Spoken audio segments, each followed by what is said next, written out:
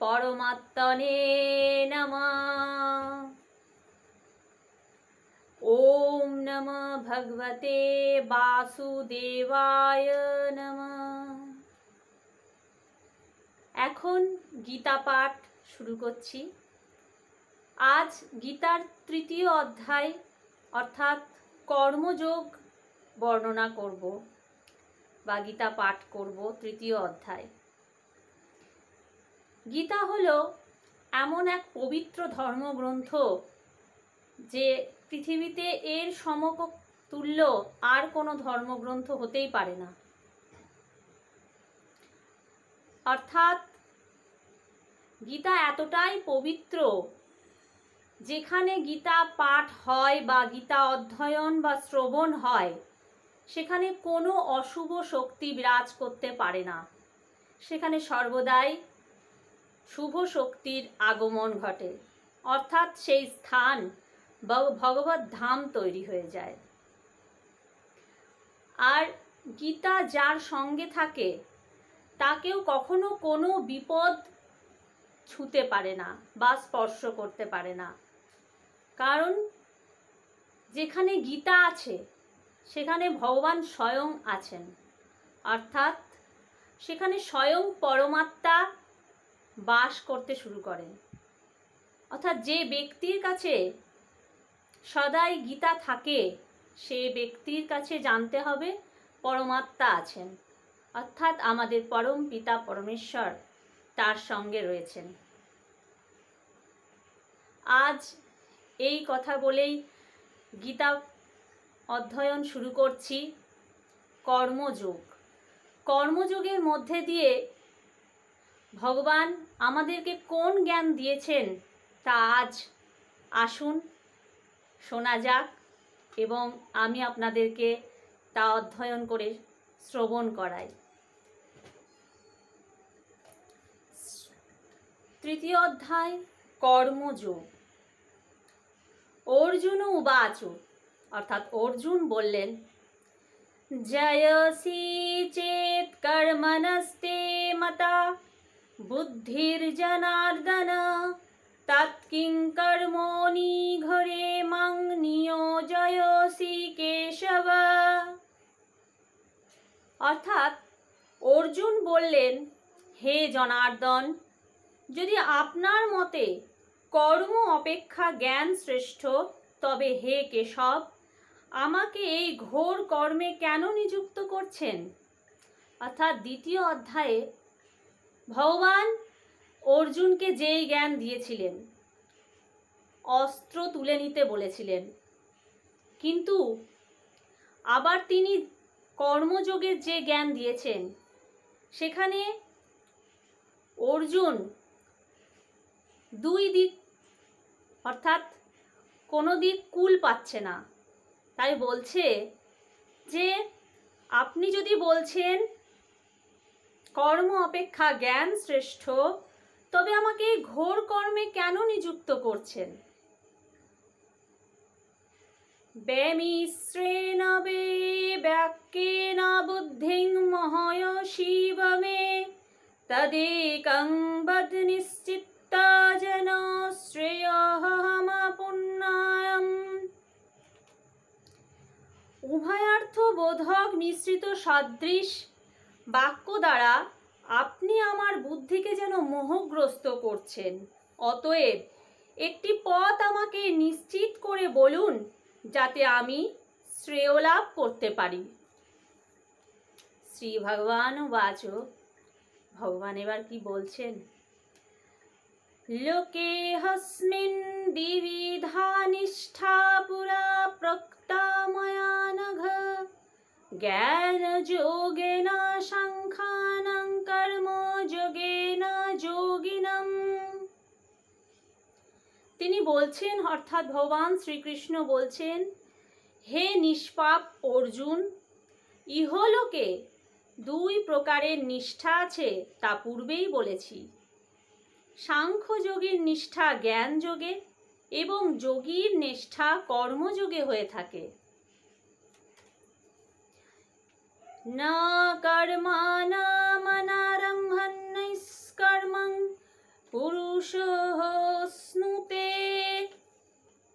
न च सन्नाशनादेव सिद्धिं समधिगच्छति। কর্মারম্ভ না করলে মানুষের নৈষ্কর্ম অর্থাৎ যোগনিষ্ঠা সিদ্ধ হয় না, এবং শুধুমাত্র কর্ম ত্যাগ করলেই সাংখ্য নিষ্ঠা সিদ্ধ হয় না। নাহি কশ্চিৎ ক্ষণাপি জাতু তিষ্ঠত কর্মকৃৎ कर्जते हवश कर्मो सर्व প্রকৃতি জৈর্গুণে। কেউই এক মুহূর্ত কর্ম না করে থাকতে পারে না, কারণ সকল মানুষই প্রকৃতিজাত গুণসমূহের প্রভাবে অবশ হয়ে কর্ম করতে বাধ্য হয়। कर्मेन्द्रियाणि संयम्य मनसा स्मरन् इन्द्रियार्थं विमुरत्ता मिथ्याचार स उच्यते। যে মূঢ়বুদ্ধি ব্যক্তি কর্মেন্দ্রিয়গুলিকে সংযত করে মনে মনে ইন্দ্রিয়গুলির বিষয়ে চিন্তা করে তাকে মিথ্যাচারী বলা হয়। যস্তিন্দ্রিয়াণি মনসা নিয়ম্য ভবেত অর্জুন कर्मेन्द्रियै कर्मयोगमसक्त स विशिष्यते। কিন্তু হে অর্জুন, যিনি মনের সাহায্যে ইন্দ্রিয়গুলিকে সংযত করে অনাসক্তভাবে কর্মেন্দ্রিয়াদির দ্বারা কর্মযোগের আচরণ করেন তিনি শ্রেষ্ঠ। নিয়তং কুরু কর্ম তং কর্ম জয়ো হে কর্মণঃ শরীর যত্রাপি চ তেন প্রসিদ্ধেদ কর্মণঃ। তুমি শাস্ত্রবিহিত কর্তব্য কর্ম করো, কারণ কর্ম না করা অপেক্ষা কর্ম করাই শ্রেয়, এবং কর্ম না করলে তোমার দেহযাত্রাও নির্বাহ হবে না। যজ্ঞার্থাৎ কর্মণঃ অন্যত্র লোকহয়ং কর্মবন্ধন তদর্থং কর্ম কৌন্তেয় মুক্ত সঙ্গ সমাচার। যজ্ঞের নিমিত্ত ভিন্ন অন্য কর্ম বন্ধনের কারণ হয়, অতএব হে কৌন্তেয়, তুমি আসক্তি শূন্য হয়ে শুধুমাত্র যজ্ঞার্থে সকল কর্ম করো। সহযজ্ঞা প্রজা সৃষ্টা পুরবচ প্রজাপতি অনেন পশবিশব্দমেশ বহস্তিষ্ঠ কামধুক।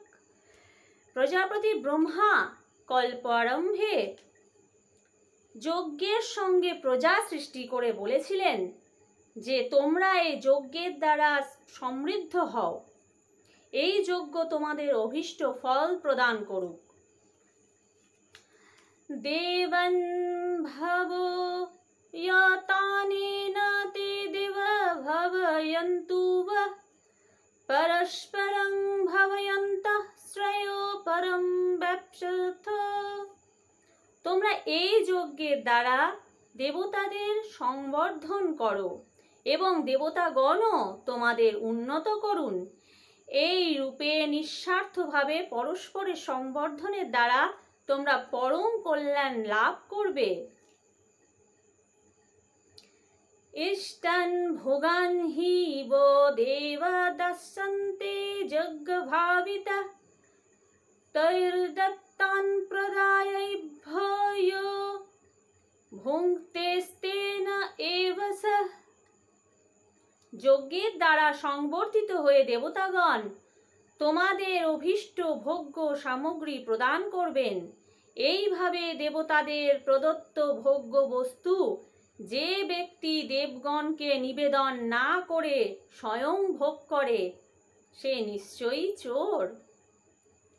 যজ্ঞশিষ্টাশিনা সন্তমুচ্যন্তে সর্বকিল্লিশৈ ভুঞ্জতে তে দখং পাপাজে পচন্তাত্ত কারণাৎ।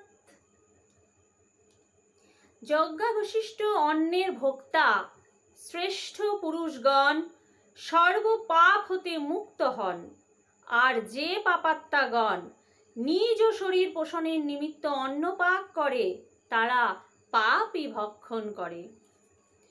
अन्नद्भवन्ति भूतानि पर्जन्यदन्न सम्भव जगद्भवति पर्जन्य यज्ञो कर्म समुद्भव कर्म ब्रह्मद्भवं विद्धि ब्रह्माक्षर सम्भुवम् तस्मात् सर्वगतं ब्रह्म नित्यं यज्ञे प्रतिष्ठितम्।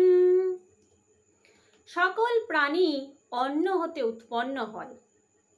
অন্নের উৎপত্তি হয় বৃষ্টি হতে, বৃষ্টি হয় যজ্ঞ হতে, এবং যজ্ঞের উৎপত্তি হয় বিহিত কর্ম হতে। কর্ম উৎপন্ন হয় বেদ হতে, এবং বেদ অবিনাশী পরমাত্মা হতে উৎপন্ন বলে জানবে। এর দ্বারা প্রমাণিত হয় যে সর্বব্যাপী পরম ব্রহ্ম পরমাত্মা সর্বদাই যজ্ঞে প্রতিষ্ঠিত আছেন। এবং প্রবর্তিতং চক্রং নানুবর্তয়তিহ যঃ অঘায়ুরিন্দ্রিয়ারামো মঘং সর্ব পার্থ সজীবিত। হে পার্থ, যে ব্যক্তি ইহলোকে এই রূপে পরম্পরাগতভাবে প্রচলিত সৃষ্টি চক্রের অনুবর্তন না করে অর্থাৎ নিজ কর্তব্য পালন করে না, সেই ইন্দ্রিয় সুখাসক্ত পাপী ব্যক্তি বৃথাই জীবন ধারণ করে। যস্তাত্তরতিরেব সদত্ত তৃপ্তস্য মানবঃ আত্মন্যেব চ সন্তুষ্টস্তস্য কার্যং না বিদ্যতে। কিন্তু যিনি শুধু আত্মাতেই রমণ করেন, আত্মাতেই তৃপ্ত ও আত্মাতেই সন্তুষ্ট, তার কোনো কর্তব্য থাকে না। নৈব তস্য কৃতেনার্থ ন কৃতেনেহ কশ্চন ন চাস্য সর্বভূতেষু কশ্চিদর্থ ব্যপশ্রয়। সেই মহাপুরুষের ইহ জগতে কোনো কর্ম করা বা না করার কোনো প্রয়োজন থাকে না, এবং কোনো প্রাণীর সঙ্গে তার কিঞ্চিত মাত্র স্বার্থের সম্পর্ক থাকে না। তস্মাদ সক্ত সততং কার্যং কর্ম সমাচর অশক্ত হ্যাচরণ কর্ম পরমাপ্নতি পুরুষঃ। অতএব তুমি আসক্তি রহিত হয়ে সর্বদা যথাযথভাবে কর্তব্য কর্মের আচরণ করো, কারণ আসক্তি রহিত হয়ে কর্ম করলে মানুষ পরমাত্মাকে লাভ করে। কর্মণৈব হি সংসিদ্ধিমাং স্থিতা জনকাদয়ঃ লোকসংগ্রহমেবাপি সম্পশ্যন কর্তুমহর্ষি। জনক প্রমুখ জ্ঞানীগণও নিষ্কাম কর্ম করে মোক্ষ লাভ করেছিলেন। সেই জন্য লোক সংগ্রহের নিমিত্ত তোমার নিষ্কাম কর্ম করা উচিত। যদাচরিতি শ্রেষ্ঠস্তত্ত দেবেতর জন সযৎ প্রমাণং কুরুতে লোকস্তন ধনুর্বর্ততে। শ্রেষ্ঠ ব্যক্তি যেমন আচরণ করেন, অন্য ব্যক্তিরাও তারই অনুসরণ করে। তিনি যা কিছু প্রমাণ রূপে নির্দিষ্ট করে দেন, সকল মানুষ তাই অনুসরণ করে। না মে পার্থাসি কর্তব্যং ত্রিষু লোকেষু কিঞ্চন নন ব্যপ্তম ব্যপ্তব্যং বর্তো এব চ কর্মণি। হে পার্থ, ত্রিলোকে আমার কোনো কর্তব্য কর্ম নেই এবং প্রাপ্তব্য কোনো বস্তু অপ্রাপ্ত নেই, তথাপি আমি কর্মে ব্যাপৃত থাকি, কর্ম ত্যাগ করি না। যদি হহং না বর্তেয়ং যতু কর্মণ্য তন্দ্রিতা মম বর্তানুবর্তন্তে মনুষ্যা পার্থ সর্বশঃ। কারণ হে পার্থ, যদি আমি সাবধান হয়ে কর্মে ব্যাপৃত না থাকি তাহলে অত্যন্ত ক্ষতি হবে, কারণ মানুষ সর্বভাবে আমার পথেরই অনুসরণ করবে।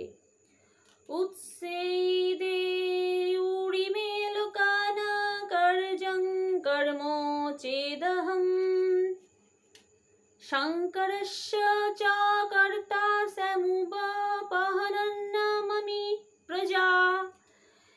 সেই হেতু আমি যদি কর্ম না করি তাহলে এই সব লোক উৎসন্নে যাবে, তথা আমি বর্ণসংকর ঘটানোর হেতু এবং প্রজাগণের বিনাশের কারণ হব।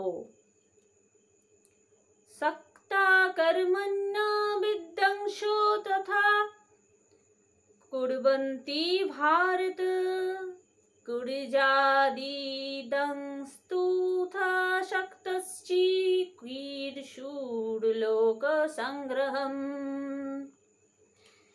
হে ভারত, কর্মে আসক্ত অজ্ঞ ব্যক্তিরা যেরূপ কর্ম করে, আসক্তি বর্জিত বিদ্বান ব্যক্তিও লোক সংগ্রহার্থে সেই রূপ কর্ম করে থাকেন। অর্থাৎ কর্ম যে কোনো জীবকে করতেই হয়, সেটা কোনো না কোনো অর্থে কোনো না কোনো হেতু অবশ্যই করতে হয়। ভগবান স্বয়ং কর্ম করেন কারণ তার সৃষ্টিকে তার সন্তুলন বজায় রাখার জন্য। না বুদ্ধিভেদং জনন্যদ জ্ঞানং কর্ম সঙ্গিনম যসয়ৎ সর্বকর্মাণি বিদ্যান যুক্ত সমাচরণ। পরমাত্মার স্বরূপে স্থিত অবিচল জ্ঞানী ব্যক্তি যেন শাস্ত্রবিহিত কর্মে আসক্তি সম্পন্ন অজ্ঞানীদের বুদ্ধিভেদ অর্থাৎ অশ্রদ্ধা উৎপন্ন না করেন, উপরন্তু স্বয়ং শাস্ত্রবিহিত সমস্ত কর্ম যথাযথভাবে অনুষ্ঠান করে তাদের দ্বারাও সেই রূপ করাবেন। প্রকৃতে ক্রিয়মানানি গুণৈ সকর্মাণি সর্বশঃ অহংকার বিমূঢ়ত্বা কর্তহৌমিতি মন্যতে। বাস্তবে কর্ম সর্বপ্রকারে প্রকৃতির গুণের দ্বারা সম্পন্ন হয়, কিন্তু যার অন্তঃকরণ অহংকারে মোহিত সেই অজ্ঞ ব্যক্তি মনে করে আমি করি। তত্ত্ববিত্তু মহাবাহো গুণ কর্ম বিভায়গ গুণাগুণেষু বর্তন্ত ইতি মত্তা ন সজ্জতে। কিন্তু হে মহাবাহ, গুণ বিভাগ এবং কর্ম বিভাগের তত্ত্ব জানেন যে জ্ঞান যোগী, তিনি গুণী গুণেতে প্রবর্তিত হচ্ছে, এরূপ জেনে আসক্ত হন না। প্রকৃতির গুণ সংমূঢ় সজ্জন্তে গুণ কর্মসু তান কৃৎস্নবিদ মন্দান কৃৎস্নবিন্নো বিচালয়েৎ। প্রকৃতির গুণে মোহগ্রস্ত মানুষ গুণ এবং কর্মে আসক্ত হয়ে থাকে, সেই অবুঝ অজ্ঞ ব্যক্তিদের জ্ঞানী ব্যক্তির বিচলিত করা উচিত নয়। ময়ি সর্বাণি কর্মাণি সন্ন্যস্যাত্মচেতসা নিরাশির্মির্মম ভূতা যুদ্ধস্য বিগত জরা। অন্তর্যামী পরমাত্মায় অর্থাৎ আমাতে, ভগবান বলছেন আমাতে নিবেদিত চিত্তে সমস্ত কর্ম সমর্পণ করে আকাঙ্ক্ষা শূন্য, মমতা বর্জিত ও শোক তাপ রহিত হয়ে যুদ্ধ করো। যে মে মদ্মিতং নিত্যমনুতিষ্ঠন্তি মানবঃ শ্রদ্ধাবন্তঃ অনুষ্যন্তো মুচ্যন্তে তেহপি কর্মভিঃ। যারা দোষ দৃষ্টি রহিত ও শ্রদ্ধাযুক্ত হয়ে আমার এই মতের সর্বদা অনুসরণ করেন, তারা সমস্ত কর্মবন্ধন হতে মুক্ত হয়ে যান।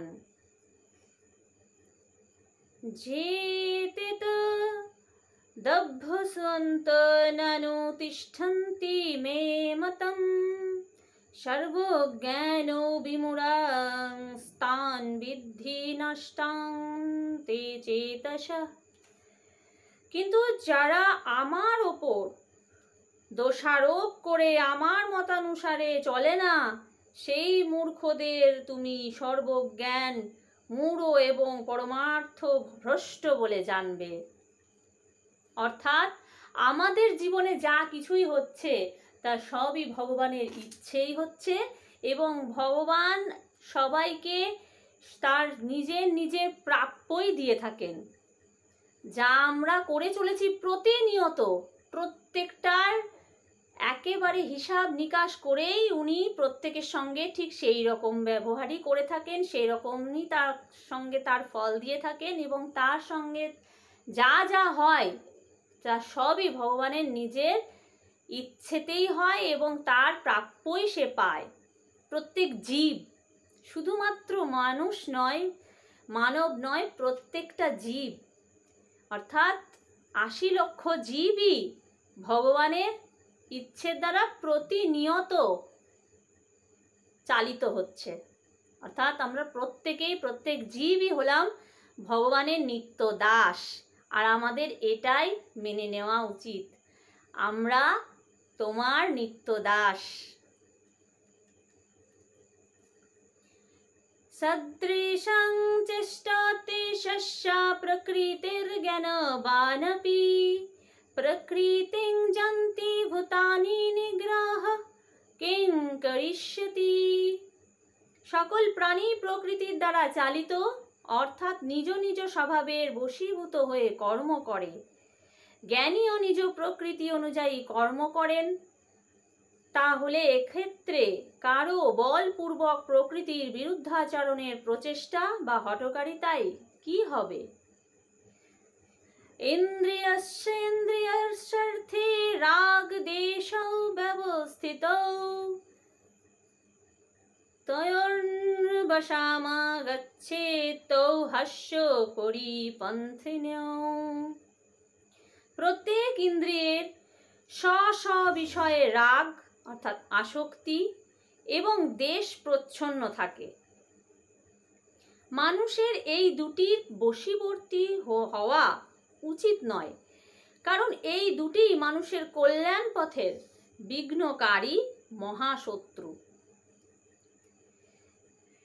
শ্রেয়ান সাধর্মো বিগুণ পরো ধর্মাৎ সনুষ্ঠিতাৎ স্বধর্মে নিধনং শ্রেয় পরো ধর্ম ভয়াবহ। উত্তম রূপে আচরিত অন্য ধর্ম হতে গুণ রহিত নিজ ধর্মই শ্রেষ্ঠ। নিজ ধর্মে মৃত্যু কল্যাণকারক, কিন্তু পরধর্ম ভয়াবহ। অর্জুনবাচ, এবার অর্জুন কি বলছেন? অথ কেন প্রযুক্ত হয়ং পাপং চরতি পুরুষঃ অনিচ্ছন্নপি বার্ষ্ণেয় বলাদিব নিয়োজিত। অর্জুন বললেন, হে কৃষ্ণ, তাহলে মানুষ না চাইলেও অনিচ্ছা সত্ত্বেও যেন বলপূর্বক কার দ্বারা চালিত হয়ে পাপাচরণ করে? শ্রী ভগবান বাচ, ভগবান বলছেন, কামেশ ক্রোধেশ রজোগুণ সমুদ্ভব মহাশন মহাপাপমা বিদ্ধেনমিহ বৈরিণম। ভগবান শ্রীকৃষ্ণ বলছেন, রজোগুণ হতে উৎপন্ন এই কাম বা কামনা এবং ক্রোধ, এই মহাভক্ষক অর্থাৎ ভোগের দ্বারা কখনো তৃপ্ত হয় না এবং অত্যন্ত পাপকারক। একেই তুমি মহাশত্রু বলে জানবে। অর্থাৎ কাম ও ক্রোধের কথা এখানে বলা হয়েছে। দুটি শত্রুর কথা বলা হয়েছে, অর্থাৎ কাম ও ক্রোধ। কিন্তু আমাদের জীবনে ষড়রিপু রয়েছে, অর্থাৎ 6টি রিপুর কারণে আমরা সেই ভক্তির মার্গে সম্পূর্ণরূপে নিজেকে বিলীন করে দিতে পারি না। এই 6টি রিপুর মধ্যে যে কোনো একটি রিপু অর্থাৎ শত্রু আমাদেরকে আমাদের সেই সাধনার মার্গে বাধা সৃষ্টি করে থাকে।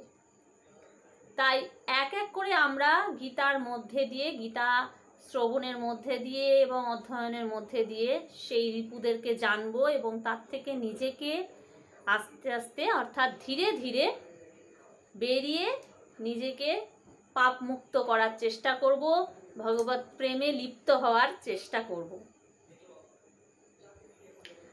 ধ্রুমেণ ব্রিয়াতে বহ্নির্যথাদর্শো মলেনা চ যথালেন বৃতো গর্ভস্তথা তেনেদমাবৃতম। ধূমের দ্বারা অগ্নি, ময়লার দ্বারা দর্পণ এবং জরায়ুর দ্বারা গর্ভ যেমন আবৃত থাকে, তেমনি কাম অর্থাৎ কামনা দ্বারা জ্ঞান আবৃত থাকে। অর্থাৎ আমরা অনেক সময় সম্পূর্ণ জ্ঞান প্রাপ্ত হয়েও সেই সৃষ্টি হওয়া কামনা আমাদের জ্ঞানকে ঢেকে রাখে, আবৃত করে রাখে। আবৃতং জ্ঞানো মেতেন জ্ঞানীনো নিত্য বৈরিণা কামরূপেণ কৌন্তেয় দুষ্পুরেণ নোলনে চ। হে কৌন্তেয়, এই কাম জ্ঞানীদের চিরশত্রু এবং অগ্নির ন্যায় দুষ্পূরণীয়। এই কাম অর্থাৎ কামনার দ্বারা জ্ঞান আবৃত থাকে। ইন্দ্রিয়াণি মন বুদ্ধিরস্যাধিষ্ঠানমুচ্যতে এতৈর্বিমোহয়তেষ জ্ঞানমবৃত দেহিনম। ইন্দ্রিয়, মন ও বুদ্ধি এইগুলিকে কামের অর্থাৎ কামনার বাসস্থান বলা হয়। এই কাম অর্থাৎ কামনা, বাসনা আদি মন, বুদ্ধি এবং ইন্দ্রিয়াদিকে আশ্রয় করে জ্ঞানকে আচ্ছন্ন করে জীবাত্মাকে মোহগ্রস্ত করে। তস্মাৎ ইন্দ্রিয়াণ্যদৌ নিয়ম্য বরতঃসর্ব পাপমনং প্রজহি হন্যং জ্ঞান বিজ্ঞানানশম। অতএব হে অর্জুন, তুমি প্রথমে ইন্দ্রিয়গুলিকে বশীভূত করে এই জ্ঞান বিজ্ঞান বিনাশকারী মহাপাপী কামকে সবলে বিনাশ করো।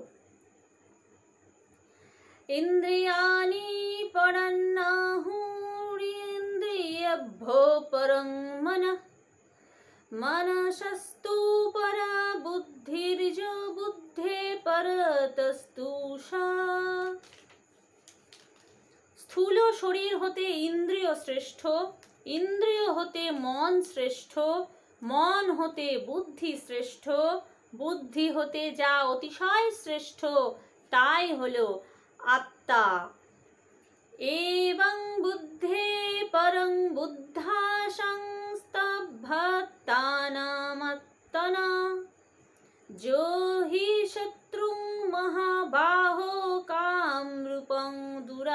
পদম।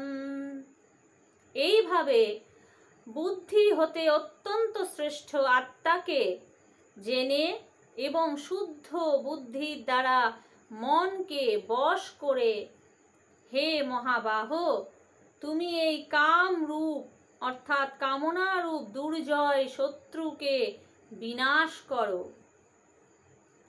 ওম তৎসদিতি শ্রীমদ্ভগবদ্গীতাসুপনিষৎসু ब्रह्मविद्यायां योगशास्त्रे श्रीकृष्णार्जुन संवादे कर्मयोगो नाम तृतीयोऽध्यायः। ओम तत्सत् श्रीमद्भगवद्गीतारूपी उपनिषद तथा ब्रह्मविद्या विषयक योगशास्त्रे श्रीकृष्णार्जुन संवादे कर्मयोग नामक तृतीय अध्याय संपूर्ण हलो।